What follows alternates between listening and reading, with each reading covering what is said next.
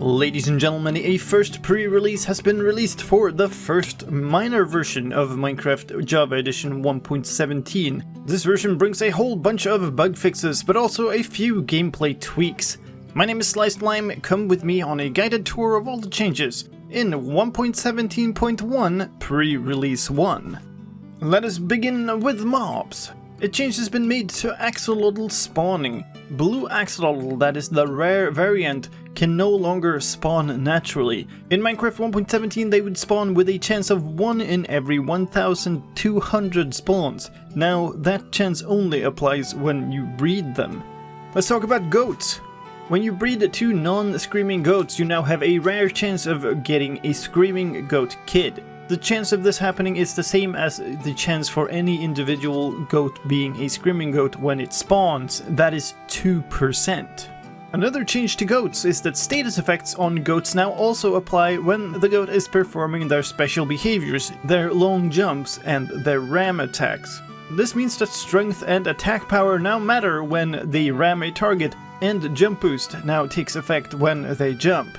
The loot table of Drowned has been changed. The chance of getting a copper ingot from a Drowned when you kill it as a player is now 11% plus 2% chance per level of looting for a total of a maximum 17% with looting 3. These changed rates now match the rates that were already in effect in Bedrock Edition. There's also a change in behavior for Drowned, as well as their pal zombies, zombie villagers and husks. Those mobs will no longer pick up glow ink sacs specifically. This prevents buildups of zombies in caves, as glow squids spawn in water sources there, inevitably beach themselves and leave glow ink sacs behind. And the final mob fix, withers are now once again immune to potion effects. Let's talk about a couple of changes to blocks and items. The rate at which snowing fills a cauldron of powder snow has changed. It is now twice as fast as before. And pistons and dispensers could create ghost blocks of powder snow. That is also fixed. And a placement bug for small drip leaves has been fixed. When you placed a small drip leaf and you were pointed at a tall seagrass, then the small drip leaf in your hand would be consumed, but it would not be placed into the world. Fixes for gameplay. When you used an ender pearl on a multiplayer server and logged off, then the ender pearl would despawn. The same would happen if you threw an ender pearl through an exit ender portal. Those bugs have been fixed in this version. A couple of world generation fixes in this version. Logs could get replaced with stone near lava pools, that is fixed in this version, and fossils would generate at the wrong height. They would always generate at bedrock level instead of higher up where they were supposed to generate. Visual fixes in this version. Loaded chunks sometimes wouldn't render at all until you moved your head slightly, that is fixed in this version.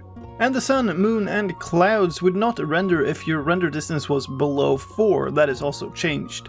Hanging roots in item form now have the appropriate size. And the end portal texture would get messed up in worlds with a lot of playtime, that is fixed in this version.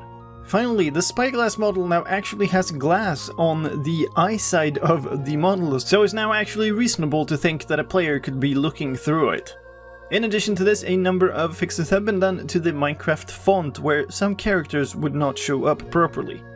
And last but certainly not least, a number of stability and performance fixes have been done for this version.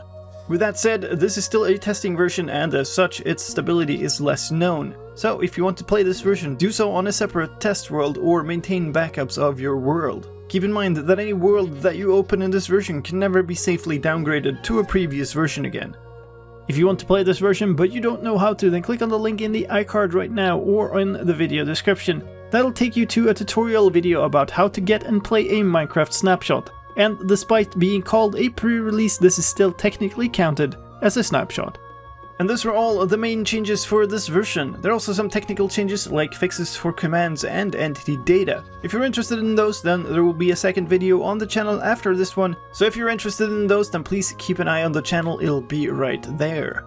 If you want to stay on top of changes like this for Minecraft Java Edition, then please subscribe to this channel. I make update videos for every new snapshot, pre-release, release candidate, and full release of the game. But that was all for this time. Thank you so much for watching to the end of the video, I do appreciate it. Thank you also to some folks who helped out in the making of this video. Thank you Jock Cool, Neuneinser, Fabian and Violin for the assistance. And that's it. My name is slicedlime, and I will see you next time.